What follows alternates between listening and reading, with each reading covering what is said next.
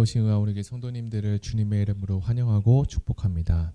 5월 12일 오늘은 잠언 6장 20절에서 35절의 말씀을 가지고 아비와 어미의 가르침을 떠나지 말라라는 제목으로 하나님 말씀을 나누겠습니다.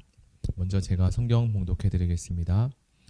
내 아들아, 내 아비의 명령을 지키며 내 어미의 법을 떠나지 말고 그것을 항상 내 마음에 새기며 내 목에 매라.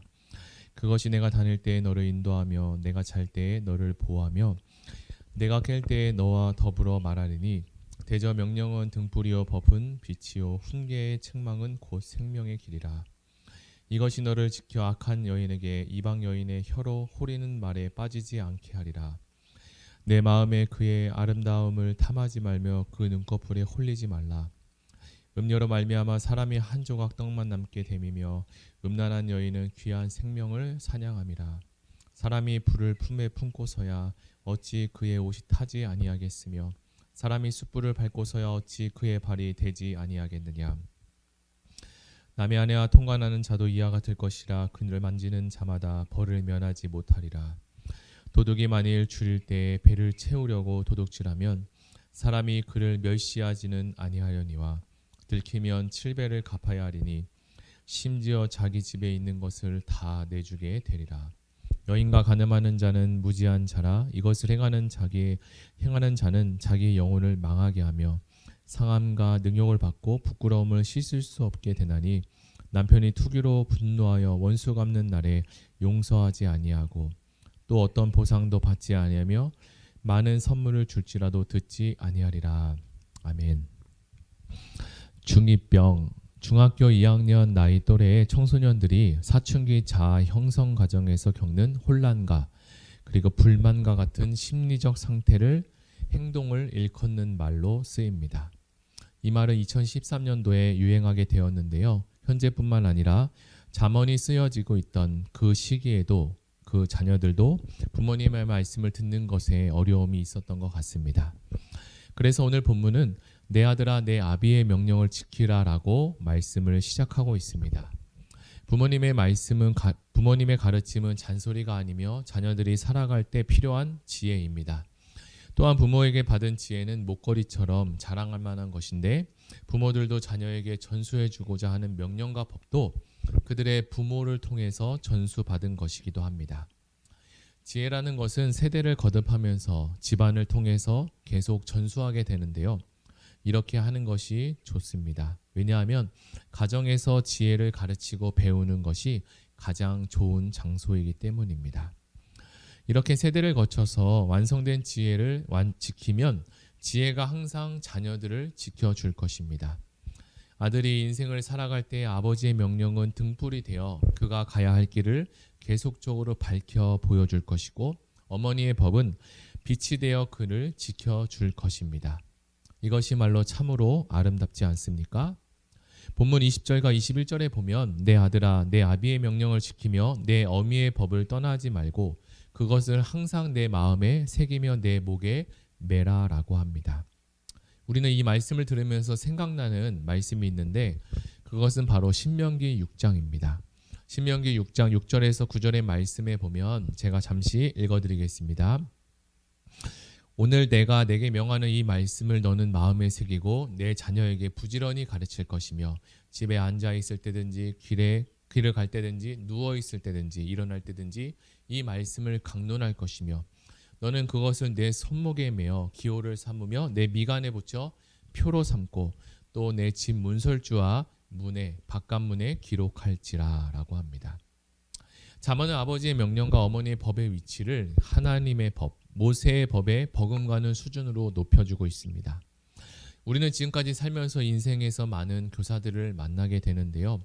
인생에 있어서 많은 교사 중에 가장 먼저 만나는 교사는 바로 부모입니다.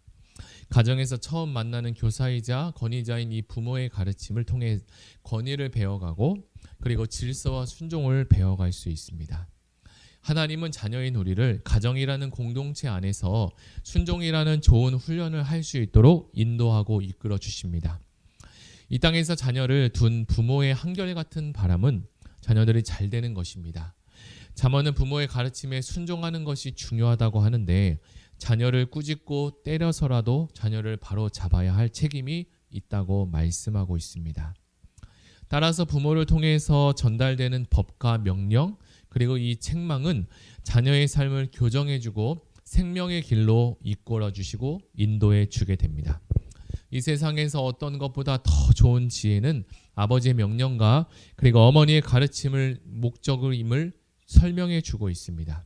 그렇다면 우리가 아버지의 가르침과 어머니의 교훈을 따라가면 어떠한 유익이 있을까요? 그것은 바로 오늘 24절에서 밝히고 있는데요. 24절에 이것이 너를 지켜 악한 여인에게 이방 여인의 혀로 호리는 말에 빠지지 않게 하리라 라고 합니다.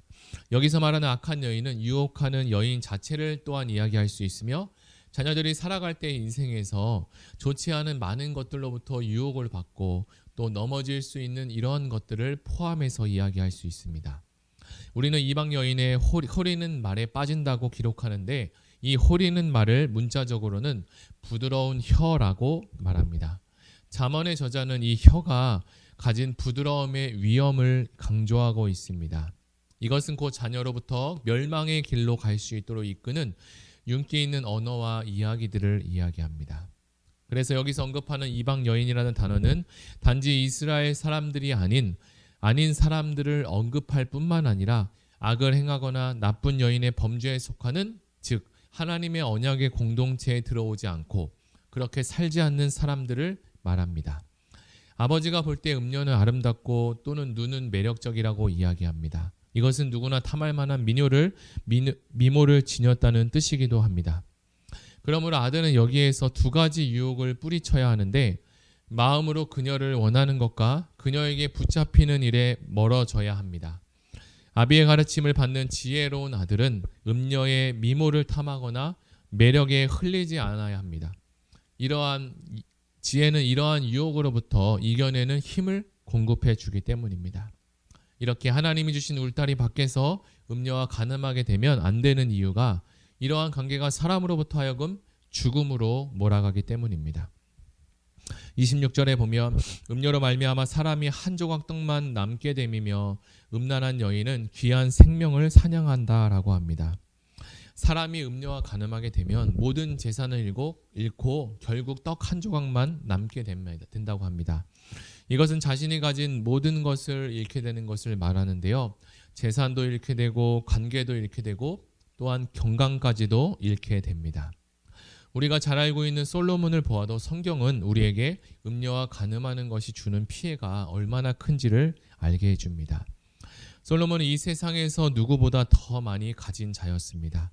그러나 그가 이방 여인과 결혼을 하고 우상을 숭배하게 되면서 여호와의 신앙을 잃어버렸고 후손과 민족이 나뉘어지는 아픔을 또한 겪게 되었습니다.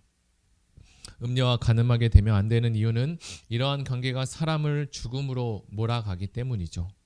30절과 31절에 보면 도둑이 만일 줄일 때 배를 채우려고 도둑질하면 사람이 그를 멸시하지는 아니하려니와 들키면 7배를 갚아야 하리니 심지어 자기 집에 있는 것을 다 내주게 되리라. 도둑질한 사람이 걸리게 되면 7배를 갚아야 하는 법이 있는데 이것은 도둑질한 사람이 치러야 하는 혹독한 결과입니다. 그러나 간음한 사람들은 이보다 더 혹독한 결과를 기다리고 있는데 그것은 바로 자기의 영혼까지 망하게 될 수 있습니다. 결국 잠언은 이후의 결과를 미리 우리에게 알려주어 지혜로운 사람이 될 수 있게 합니다. 지혜로운 사람은 간음의 결과를 그 끝을 알기 때문에 절대 간음을 하지 않게 되죠. 반면에 자신이 하고자 하는 일이 어떤 결과가 찾아올지 알지 못하는 자는 간음을 하게 되고 음녀와 손을 잡게 됩니다.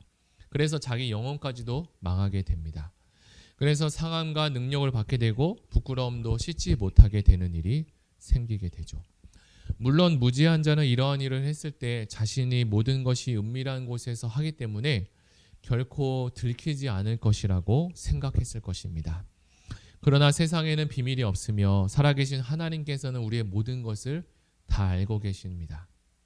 율법은 간음한 여자와 남자를 죽이라고 할 정도로 그 죄를 아주 크게 보고 그 처벌 또한 혹독하게 가르칩니다. 그리고 간음을 하게 되면 배우자는 크게 분노하며 어떤 것으로 그를 위로하거나 보상해 주기는 어렵습니다. 이제 말씀을 정리하겠습니다. 하나님께서 자신의 지혜를 대신하여 아버지의 명령과 어머니의 법을 우리에게 알려주셨습니다. 즉 이것들을 잘 배워서 지혜를 떠나지 말라고 성경은 말씀합니다. 그래서 우리는 지혜를 늘 마음에 새기고 목에 걸어서 어디를 가든지 갈 때마다 지혜를 동행하고 자고 일어날 때든지 늘 그것들을 우리에게 알고 영향을 받을 수 있도록 우리는 해야 합니다. 그것만이 이 어두운 세상에 우리를 지켜주고 그리고 구원할 등불이며 빛이 되고 우리를 생명으로 인도할 길이 될 것입니다. 이 시간 우리가 들은 말씀을 생각하며 다 같이 기도하기로 합니다. 오늘 말씀을 통하여 하나님이 가르쳐 주신 지혜를 잘 새기고 마음에 품고 살아가는 모든 성도가 되게 하여 주시옵소서.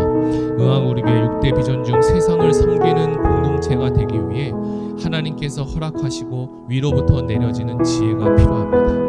우리 이 시간에 기도할 때 세상의 빛이 되는 역할을 잘 감당할 수 있도록 우리 교회 주변의 이웃과 의왕 지역에 필요한 영역들을 살펴 섬기게 하시고 협력 선교사님과 다락방이 잘 연결되어 중보 사역이 이루어지게 하시고 가정과 일터에서 예수 그리스도의 향기를 나타내고 지혜로운 자가 되어 이웃을 섬기고 복음을 전할 수 있는 의왕 우리에게 모든 성도가 되게 하여 주시옵소서. 우리 다 같이 주여 한번 부르고 기도하겠습니다. 주여 하나님 아버지 감사합니다. 오늘 들은 말씀을 통하여서 하나님께서 지혜에 대해서 잠언을 통해서 계속적으로 우리에게 말씀하고 계신데 우리가 빠질 수 있는 우리가 얼마나 유혹 가운데 넘어질 수 있는 세상에 많은 것들이 있음을 우리가 알게 되었습니다. 세상은 살아가면 살아갈수록 우리를 더 많이 유혹하고 우리를 넘어뜨리게 하는 것들이 너무나 많은데 하나님 우리가 그것을 이길 수 있는 힘과 능력이 없음을 고백합니다. 이 시간 우리에게 또 아비와 어미를 통해서 알려준 지혜와 교훈을 통하여서 그리고 하나님 잠언의 말씀을 통해 우리에게 지혜를 주신 하나님 이 지혜를 우리 마음속에 가다듬고 우리 목걸이에 걸고 살아가게 하여 주시고 이 지혜로서 이 험한 세상 가운데 하나님 지혜롭게 잘 살아갈 수 있도록 주님 도와주시옵소서. 비둘기같이 순결하고 뱀과같이 지혜롭게 살아가라 말씀하신 하나님 우리에게 지혜와 순결을 허락하여 주시고 하나님 기뻐하는 자로 이 시대의 마지막으로 지혜로운 공동체로 살아갈 수 있도록 도와주시고 세상의 빛이 되게 하시고 하나님 선교사님과 다락방에 잘 연계되어 서로 동역하게 도와주시고 하나님 가정과 일터에서 예수 그리스도를 전할 수 있는 지혜로운 자가 되게 하여 주시고 하나님 이웃을 섬길 수 있는 하나님 모든 성도 될 수 있도록 주님 축복하여 주시옵소서. 감사드리며 예수님의 이름으로 기도드립니다. 아멘. 이 시간 우리 다 같이 들은 말씀을 생각하며 나라 민족을 위해서 기도하고 교회를 위해서 기도하고 각자 가지고 온 기도 제목을 놓고 우리 다 같이 기도하며 나아가겠습니다.